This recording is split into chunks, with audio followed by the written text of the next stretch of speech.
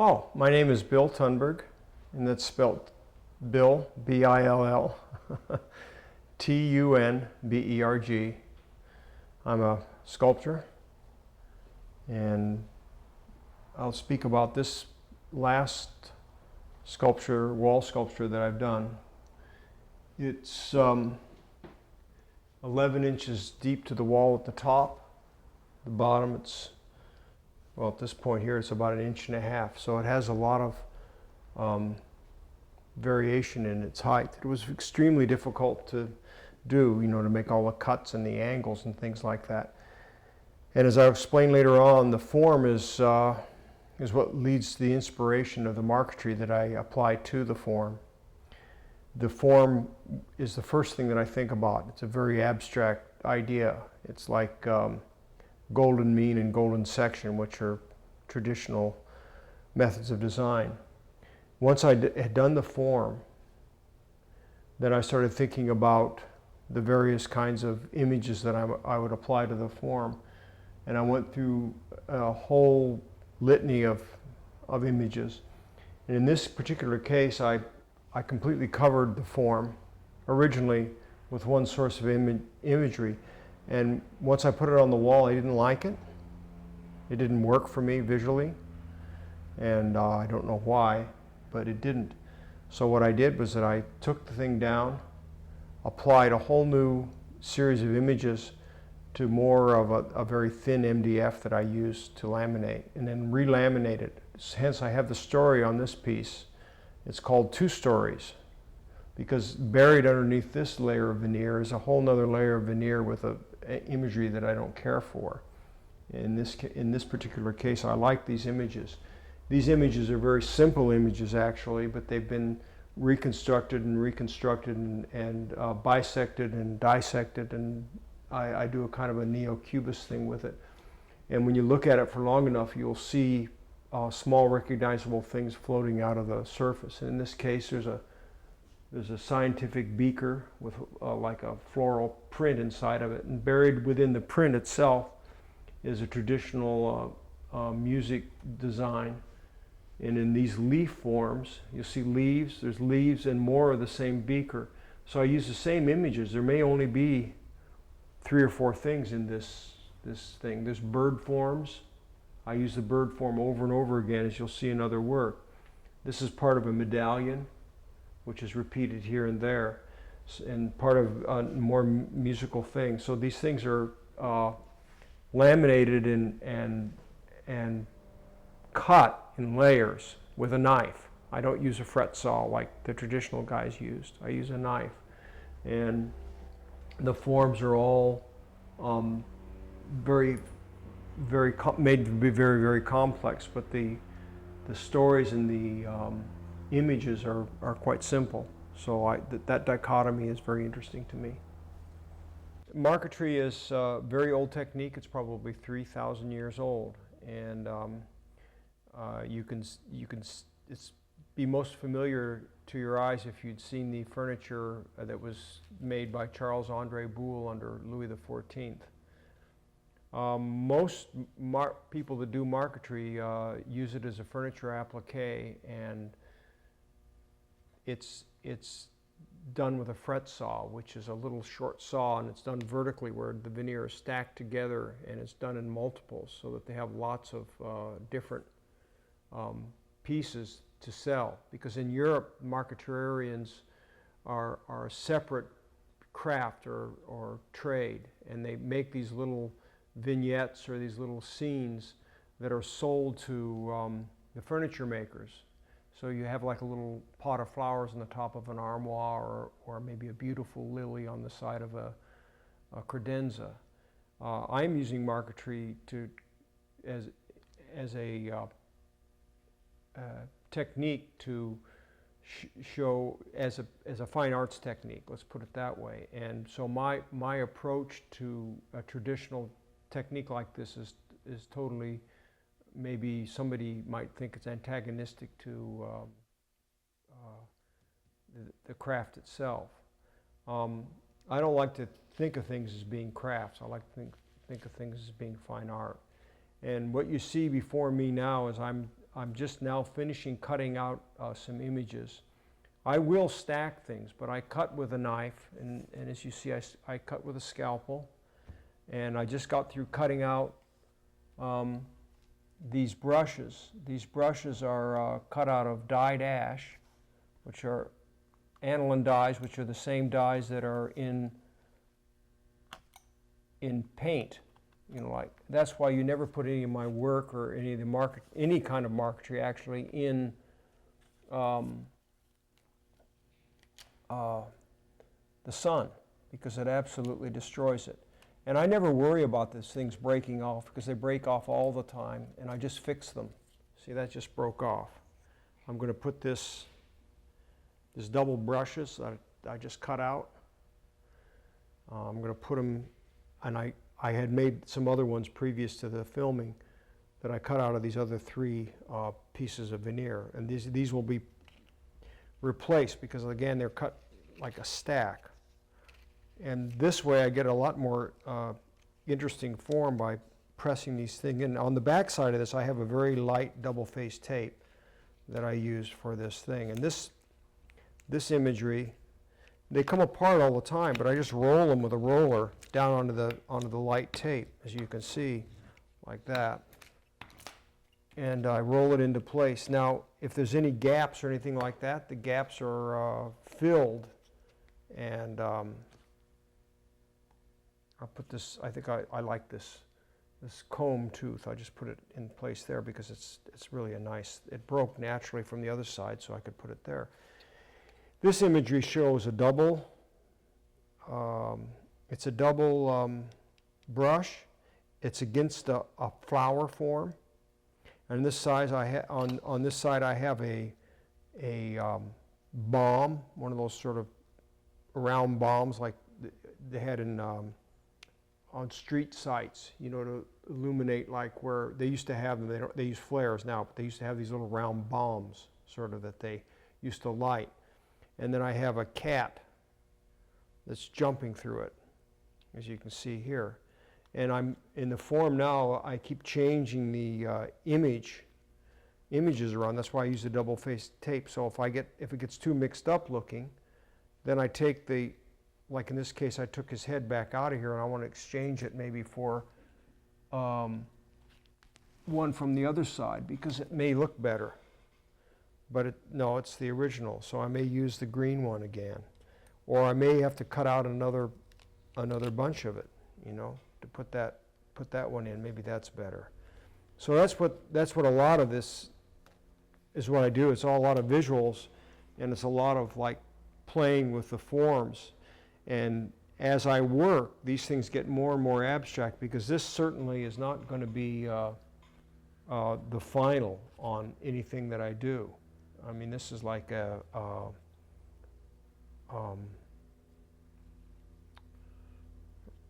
sort of this is a second generation, because my first generation was consisted of like this. This was the first generation I made. Now what I can do is I can show you, this one will go over here on this side, but what I can do is I can show you first in generations, second generation, third generation forms. I work basically 24 by 18 inches. And then these things will be, depending on the form that I make, which really dictates what I do, these things are spliced and cut in random patterns on the edges, and then they're put together so that they get kind of more interesting, and they become more and more abstract. So what I'm doing is I'm starting from recognizable images, and the recognizable images become abstracted and abstracted, so that I end up with something that's as non-recognizable as possible, so that I think that the viewer can sit with that for a long period of time, and it becomes a lot more interesting if he can discover the little bits and pieces of images, and he can reconstruct in his mind what my process was, but kind of doing it in reverse. It's kind of a fascinating thing to do. it's hard to talk about these things as I finish them. It's easier to talk about a recognizable drawing. But again, it's like with my figure drawing, I start with something that's definitely physical and definitely taking up a certain amount of space. And it's almost like a stepping away from that process of drawing. When you start to draw, you start with just a very abstract idea. You know, you have to design it and lay it out on paper and do the geometry, and it's abstract in that point. And then as you refine it and you get through the various layers of abstract form, you know, like the blocking and the chiaroscuro and the all that shading and stuff, it becomes more refined and instantly recognizable. And this is almost kind of like a deconstructing of that form. I'll start off with something that's a definite silhouette, like a jumping cat, or it could be a piano, it could be anything. And then I deconstruct it by abstracting it, but combining it with other kinds of forms. So I'm kind of starting with a drawing in a very abstract way and coming up to a very polished and finished end. And then from that tip of that pyramid, then I'm constructing another pyramid the other way around, so that I'm making kind of you could call it a symbol of time in a sense. You know, it looks like kind of like an hourglass. You know, it runs like an hourglass. You got one is this way, and one is, you know, upside down. So the two it makes like two triangles. So and that, huh? Keep it going. That's right. Could you explain how these are going to end up going out to this next piece here? Okay, now. I'll cut you off. If you have something else that. No, I'm fine. Okay, now what happens with these pieces is it? Thank you for getting me back onto my. I get off. Well, that's right. We can do that because some of the information that you're given is going to be great to be overlaid on something else. Okay, what happens once I do these pieces here? Wait. Once these pieces are done, these pieces are spliced together and they're put onto a form. And I have two forms that actually three forms, but two that I'm currently working on. This one on the table over here is a commission. It is going to be a table sculpture. You want to put the camera on that, you'll see those two triangular forms on the table. Okay? These things here will be spliced together. And there'll be basically, I like black veneer as a ground, so there'll be a lot of black veneer in it. But these things, like I talked about second generations, this is a second generation palm tree. These are first generation leaves. Here's some sombreros with flower pattern in the back. So these things will be all combined, these particular pieces, and applied to the forms. They're laminated under high pressure in a veneer press. And if I make a curved piece, they're wrapped around the curved piece and put into a vacuum press and then put on. And what you see in this instance here is the side that's glued. This is the side that's glued. Once this is second generation, so this will be abstracted a little more. And what happens once it comes out of the press, you see a surface like with tape, like that. And that's sanded off very carefully with random orbit sanders, because the stuff is thin and you can go through very easily. And if you go through, you have to cut into it and do a little bit of intarsia, which is inlay work, which is like what the Italians did. And it's a little bit different than marquetry. You have to cut a little shape and put a piece in there. And I try to avoid that at all costs. But what you do is you end up with the pieces that I have once they're laminated under pressure. And then that is sprayed with lacquer, catalyzed lacquer I like, and sanded in between the coats so I can build up as much as 14 or 16 coats, as long as I keep it less than 4 mils thick. So I do a lot of aggressive sanding in between my coats, and that is very nice because it gives me a very deep, watery look, which is, I think, very beautiful. The pressure that you use to put onto your forms? 15 pounds per square inch. No, well, is that something that you do here? Yes, Something you can do? yeah, down there. Okay. See that big plastic bag down there? Okay, on top of the table? It's a vacuum press. Okay. That's I'm a not four. familiar with them. Oh, it's That a might be- is it's it a something that you can- vacuum. Well, it's not very interesting. What it is it pulls atmosphere out of the bag, Okay. and the atmospheric pressure, which is 15 pounds per square inch, presses the urethane down around the form, and it goes around the form and it holds it down while the glue dries. And the glue dries, and I take it out and sand off the tape. Now, is that something that you had to make specifically? No, for your work? no, vacuum presses are made. They're for all different. They're not for marquetry. They're usually used for veneering, and for gluing, laminating and stuff. No, they're a standard woodworker's item. So, Okay. I have invented some things for it. I invented a way of using the forms inside of them, but it's technical and complex, and I don't think it would be too interesting for people to know unless they wanted to contact me to try to figure out some sort of problem that they were having about gluing.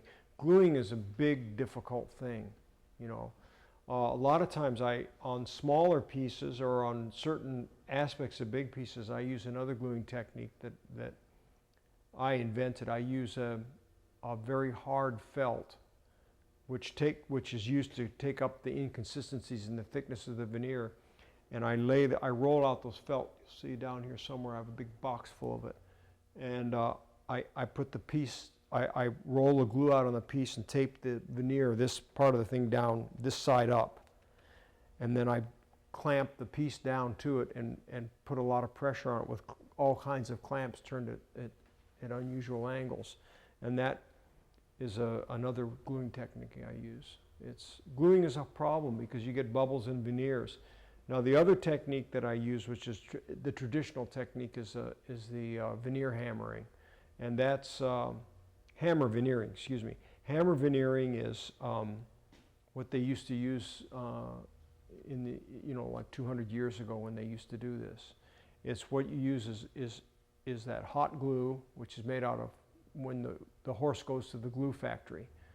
They use this hide and this hooves to make glue out of, and that's mixed with water and heated to 150 degrees, and then you use a hammer, which is not really a hammer, but it's called a veneer hammer. Hold on. And it's used where you put pressure on here and you wet the substrate, which would be my forms, with the glue, and you paint it on there while it's hot, and then you paint it on top of the tape, on top of the veneer, and then you use this in a kind of a motion like this, where you squeegee the glue out and you rub it out in a pattern. And then when it starts to dry, you take a household iron, or in the case of the traditional guys, they had irons they used to heat up on a wood stove, and then you iron it and remelt it again, and you keep squeegeeing it out until it's dry, and you keep rubbing it until it's dry. And if you get a bubble or anything like that, you just take the iron and reliquefy it. The modern adhesives are so much better than that stuff. That stuff melts on a hot day. You could get a bubble in your veneer. Not usually, but you could if you had it like in Death Valley or something. You could. Who would take marquetry to Death Valley? I don't know. But I use all different sorts of techniques, and I love to go to machine shows and trade shows and things like that to try to find new kinds of techniques, new kinds of clamping, new kinds of adhesives and glues. It's very important for me to do the kind of stuff I do, because this kind of stuff is not traditional in any sense of the word. I mean, it is traditional in approach, but soon after you get into the way that I do it with a knife and one of a kind, and then it's not traditional anymore, although some traditional techniques are employed by me. I like doing it because I think I've developed something that's unusual, but using a lot of the things that are traditional and a lot of the things that I deeply love. This piece is right now is one that I'm currently working on, and I think is an interesting contrast to see this part has just been sealed, but it looks more or less finished. This big long thing, I don't know if you can see from the camera, but I've drawn on it. So what I was explaining a little earlier is what I do is I just draw directly on the form. First off, I make the form, and the form is gives me ideas. Originally I made this form, and I knew that I wanted to hang something in the form, but I wasn't quite sure, so I set it aside for about 6 months. A lot of these pieces take a long, long time. And then all of a sudden I knew what I was going to do with it. So then I made this form and drew on it, and went back to New York, picked out my veneers, but for 3 different pieces. 2 of them are commissions, and the other one is this one. And I knew I needed more of this wangi, and I needed more of the red kodo and part of the yellow fiddleback sycamore. I needed more of that stuff, so I went back and picked out some really nice pieces. And they're shipping that to me. I should get it this week. But then I make this drawing, and I know from the drawing with the red lines on there where I'm going to put my basic action. And you can see these lines. I know that I want this sort of a river look going up to the point where this intersects with this piece that holds it. And then I've written in letters like writing on here, this says tight. That means I'm going to have a real, very, very tight area of marquetry. And then as it fades out, up into here, I have these little circles that I've drawn up here, and those little circles indicate little floating areas where each one is a little world, but most of the veneer will be pretty plain around the outside of them. So it's like I said earlier, my sense of design is basically golden mean, which is everything either multiplied or divided by 6.18. So that is basically the way I work, and it's the way that the people in the great Greek architects work when they design temples and stuff. I use a lot of that math when I work, and I lay things out according to that math, and I think that works really well for me. I like it. I depart from it on a regular basis, but I think that it's a good thing to have your foothold in that kind of sensibility. I think it's important.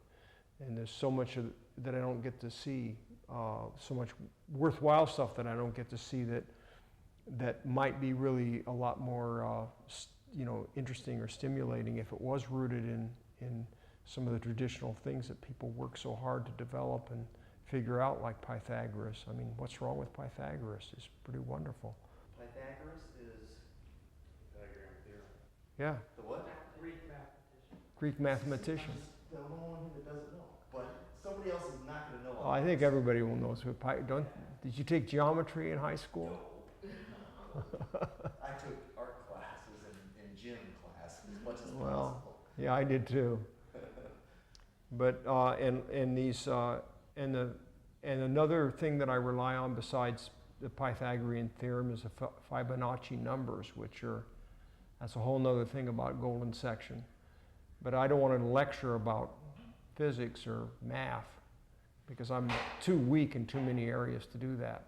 But I do know what I need to know, and I carry what I need to know, and I use what I need to know, and the rest I forget easily. But the information's out there, and there's some pretty wonderful books on that stuff.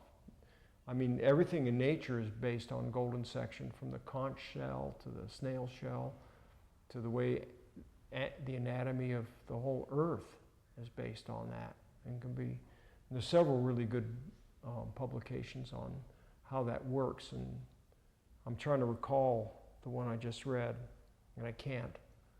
Oh, what is it? It's not here.